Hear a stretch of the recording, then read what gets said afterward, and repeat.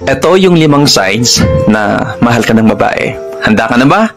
Number 1, napakaselosa at tamang hinala niyan sa'yo. Tanggapin muna ng babae ganoon talaga. Walang babae hindi nagsiselos. Kung naghahanap ka ng babae na hindi selosa, maghanap ka ng hindi ka mahal. Yun lang yun. Ang babae ay likas na may toyo, may saltik man yan. O tamang hinala at selos talaga yan. Kahit sino pinagsaselosan nila.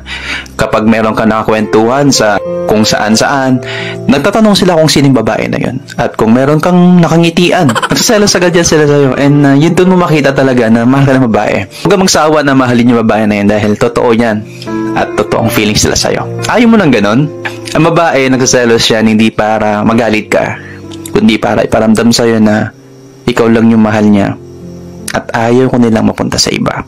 Ayaw mo yon? Pangalawa, tanggap lahat sa'yo.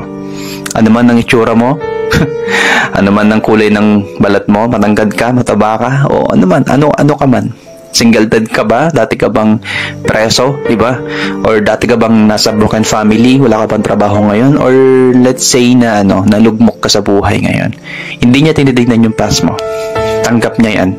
At isa pa, ang babae hindi tumitingin talaga sa kung ano yung kalagayan mo ngayon, kung ano ka ngayon. Ang babae tinitignan niya, sincere ka ba sa kanya, genuine may pagmamahal mo sa kanya, at talaga bang ilalaban mo siya hanggang sa dulo. Yun lang yung gusto ng babae.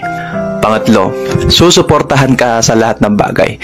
Kung mahilig ka sa motor at sinusuportahan ka niya, mahal ka niyan. Baka bibilihan ka pa ng motor pag nagkataon. Kung mahilig ka naman sa sapatos, mga damit, mga sombrero, mga mamahaling relo, or mga sapatos, susuportahan ka nila yung mga yan. Baka every month sa rin yung bibigyan ka pa kasi ganun nila in-express yung pagmamahal nila. Ang babae, hindi nila ma-express yung pagmamahal nila sa salita lang.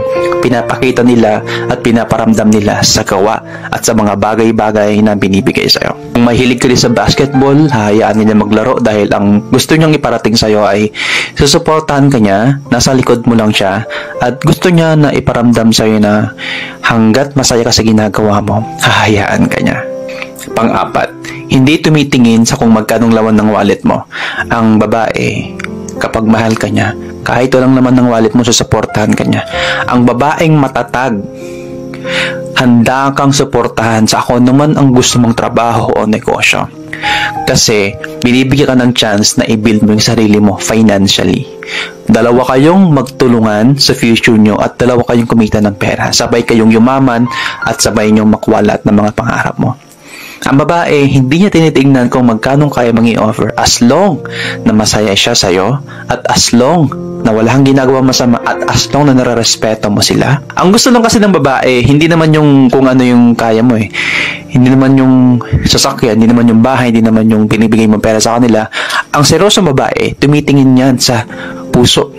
Tumitingin yan sa isip, kung paano ka mag-isip, anong mindset mo.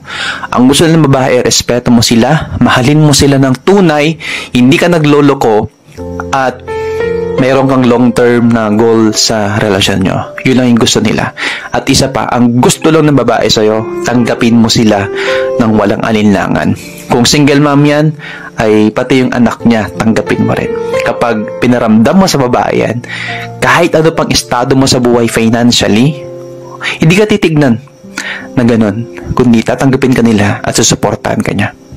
At last, pang-5, binibigyan ka ng paulit-ulit na chance. Nako, ang babae, pag nagbibigay yan ng chance sa'yo ng paulit-ulit, hindi yan nagsasawa sa'yo.